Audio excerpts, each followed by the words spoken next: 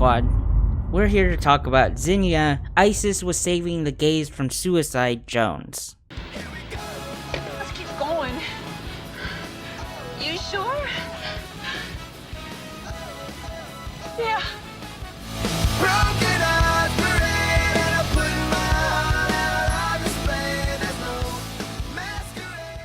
Now, I was editing my video on censorship when I noticed Zinnia was talking to this guy named David Musgrove. Now, David Musgrove, according to him, is an old school liberal, so probably closer to me than Zinnia, obviously.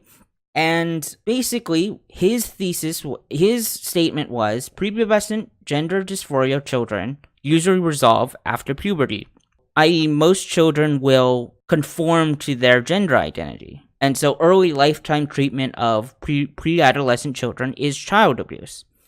So what Zinnia said is, no, nobody's giving puberty blockers to anyone who hasn't even had puberty yet.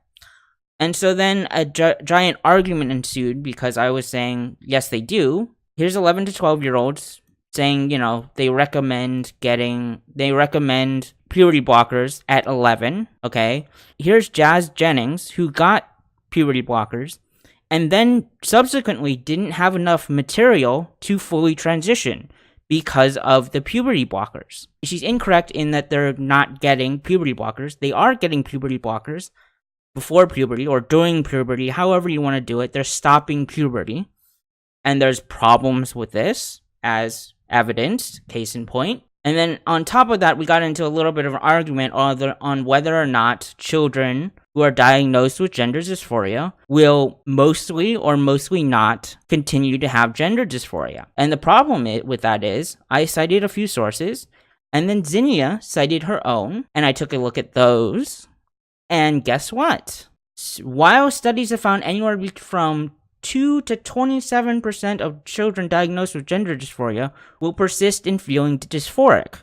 So that means most children will not continue to feel trans. Once they get to puberty, they will no longer be trans. They won't have gender dysphoria. And so her excuse for this is, oh, but we were using DSM-4, and DSM-5 is the one that's saying, that's the one where most children diagnosed with gender dysphoria, they will continue feeling trans into adolescence.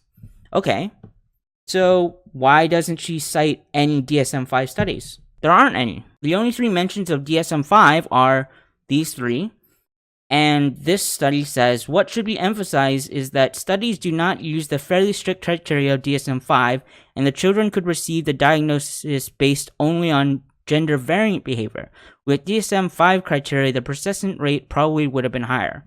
Probably being the key word here, because she doesn't cite any studies using DSM-5 that say a majority of kids diagnosed with gender dysphoria using DSM-5 doesn't state any of these papers that say most will. So her own site, using her own data, says that most children will not continue to be trans or have gender dysphoria.